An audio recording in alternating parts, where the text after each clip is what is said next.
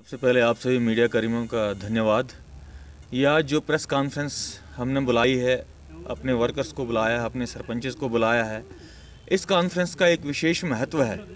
मैं आपको भी मुबारकबाद देना चाहूँगा और समस्त पार्टी को मुबारकबाद देना चाहूँगा कि जो लड़ाई हमारे बुज़ुर्गों ने पिछले 40 साल से लड़ रहे थे वो आज पाए तकमील तक पहुँची है और हमारा जो सबसे पुराना सपना था वो आज साकार होने जा रहा है। क्योंकि जो लड़ाई हमारे बुज़ुर्गों ने शुरू की थी शेड्यूल ट्राइब स्टेटस के लिए, उसको जो यहाँ पर कमीशन बिठाया गया था सेंट्रल गवर्नमेंट द्वारा, उसने उसको मान्यता दे दी है और ट्राइबल मिनिस्ट्री ने भी इसको मान्यता दे दी है। और बहुत जल्द मुझे उम्मीद है कि विंटर सेशन में इसका ऑर्डर भी हो जाएगा और ये हमारे लिए, पूरे पार्टी के लिए बहुत गर्व की बात है, गरिमा की बात है। और इसके लिए मैं अपने समस्त पार्टी की जनता को, अपने पार्टी भाइयों को अपनी तरफ से, अपने वर्करों की तरफ से, अपने सभी सरपंचों की तरफ से बहुत बहुत बधाई देना चाहूँगा और धन्यवाद देना चाहूँगा कि जो यहाँ कमीशन बिठाया गया था headed by retired justice GD Sharma, जिन्होंने हमारी आवाज़ को सुना, हमारी तकलीफ़ों को समझा। जब हम उसके पास गए थे, मैं था, मेरे साथ जगमत जी थे, मास्टर देसराज जी थे, पूरी फाइल उनके समक्ष हमने पेश की।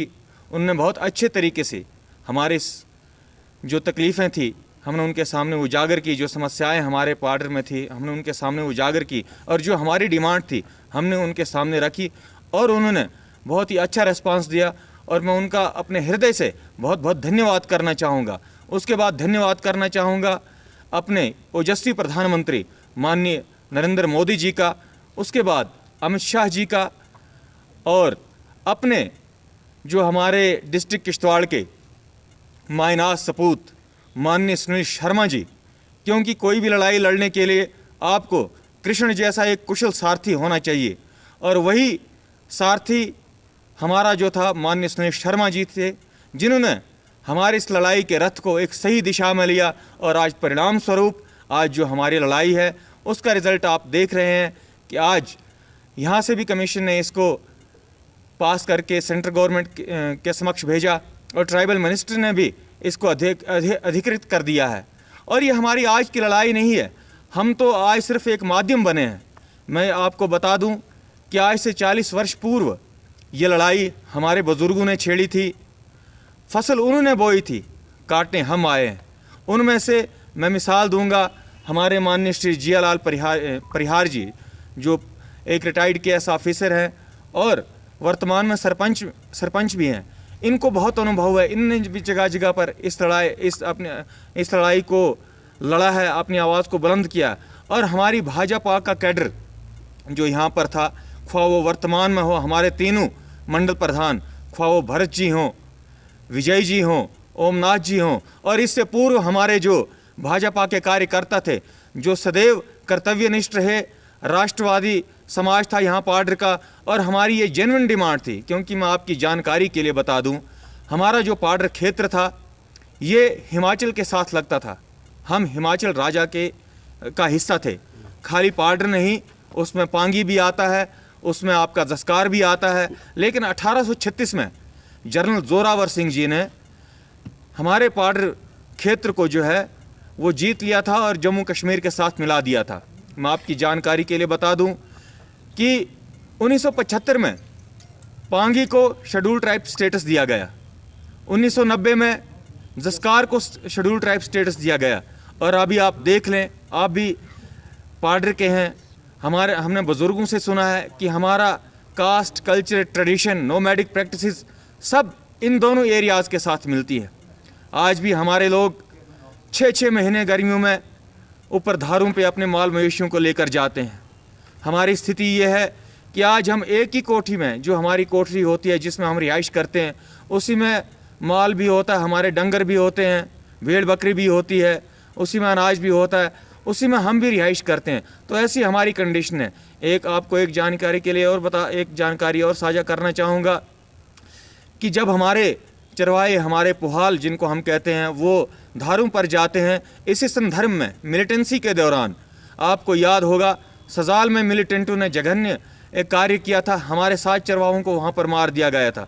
उसके बाद 2001 में शरोट कांड हुआ था जिसमें 13 चरवाहों को मार दिया गया था।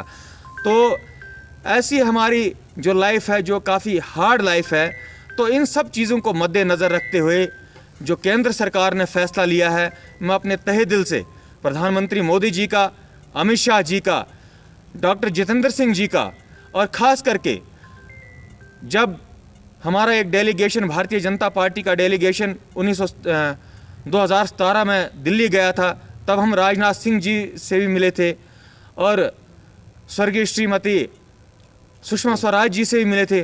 उन्होंने भी हमें आश्वस्त किया था कि हम पार्डर को जो है उनका हक देंगे। मैं अपने दिल के गहराइयों से माननीय राजनाथ सिंह जी का, स्वर्गीय श्री सुषमा स्वराज जी का अत्यंत कृतज्ञ हूँ कि जिन्होंने हमारी इस आवाज़ को बुलंद किया और आज पार्डर का एक एक सपूत, पार्डर की भोली भाली जनता, ख्वाह बुजुर्ग हो, नौजवान हो, बच्चे हों, बूढ़े हों, वो सदैव सदैव के लिए भारतीय जनता पार्टी के ऋणी रहेंगे। ये जो आशीर्वाद सेंट्रल गवर्नमेंट की तरफ से हमको मिला है, हमारी आने वाली पीढ़ियां जो हैं वो हमेशा के लिए प्रधानमंत्री मोदी जी का कृतज्ञ रहेंगी, जिनका नारा था, सबका नारा है सबका साथ, सबका विश्वास और सबका प्रयास। और इस नारे को उन्होंने परिभाषित किया है, उन्होंने साकार किया है कि वाकई अगर प्रधानमंत्री मोदी जी हैं जिन्होंने केवल भारत में नहीं पूरे विश्व में अपनी ख्याति का डंका बजाया है, और आज उनकी ख्याति जो है पूरे देश, उनकी वजह से हमारा जो राष्ट्र भारत है, इंडिया है, वो पूरे विश्व में एक महत्वपूर्ण स्थान रख रहा है और आज भारत की विजय पताका संपूर्ण विश्व में फहरा रही है। तो इन्हीं शब्दों के साथ मैं आप सभी मीडिया कर्मियों का धन्यवाद करूंगा और स्पेशल धन्यवाद करना चाहूँगा अपने वर्तमान में जो भारतीय जनता पार्टी के स्टेट के अध्यक्ष हैं माननीय रविंदर रैना जी, जो एक मजबूत सिपाही की तरह हमारे साथ खड़े रहे, शाना बशाना हमारे साथ खड़े रहे और हमेशा अग्रसर रहे इस लड़ाई में हमारे साथ। मैं उनका भी अपने दिल की गहराइयों से बहुत बहुत धन्यवाद करना चाहूँगा। और जितने सरपंचेस हैं हमारे, जिन्होंने टाइम टाइम पे इस आवाज़ को बुलंद किया, इस लड़ाई में शाना बशाना एकजुट होकर साथ रहे। और ये आपकी जानकारी के लिए बता दूं, हमारा ये जो शेड्यूल ट्राइब स्टेटस जो हमको मिलने जा रहा है, ये विशेष धर्म या जाति के लोगों के लिए नहीं है। पार्डर में जितने भी विशेष धर्म संप्रदाय हैं उन सबको इसका फ़ायदा मिलेगा।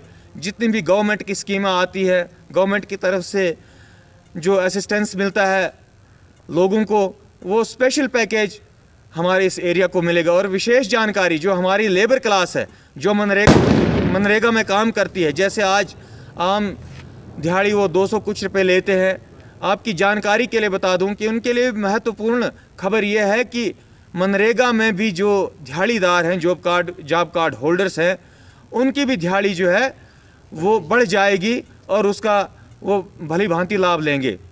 इस लड़ाई में संपूर्ण पार्डर के हमारे पूर्वज थे, उनने लड़ाई लड़ी, हमारे सरपंच थे उनने लड़ाई लड़ी, हमारे जो कार्यकर्ता थे, तीनों मंडल प्रधान थे, ख्वाह वो युवा मोर्चा हो या तीनों मंडलों के जो सीनियर पदाधिकारी हैं, और हमारे डीडीसी साहब माननीय श्री हरिकृष्ण जी, जो एक मजबूत सिपाही की तरह हमेशा खड़े रहे, और हमारे प्रभारी माननीय श्री जानकीनाथ मनहास जी, जो हमारे काफ़ी सीनियर वर्कर हैं, हमेशा पार्टी के साथ शाना बशाना खड़े रहे। और इस लड़ाई में मैं कहूँगा, जिनका नाम मैं अभी यहाँ भूल गया हूँ, मैं उनका भी धन्यवाद करना चाहूँगा। और इन्हीं शब्दों के साथ एक बार फिर से प्रधानमंत्री जी का, अमित शाह जी का, माननीय सुनील शर्मा जी का, रविंदर रैना जी का और भारतीय जनता पार्टी का बहुत बहुत धन्यवाद करना चाहूँगा। उनकी तरफ से एक मैसेज देना चाहूँगा कि जैसे ही शेड्यूल ट्राइब स्टेटस की घोषणा होगी केंद्रीय सरकार द्वारा, उस दिन पूरे पार्डर में दिवाली सा उत्सव होगा, हर घर में दीप जलेंगे और एक भव्य रैली का आयोजन होगा। क्योंकि ये लड़ाई जो थी ये छोटी मोटी लड़ाई नहीं थी और उसका फल आज मिला है पूरे पाडर वासियों को।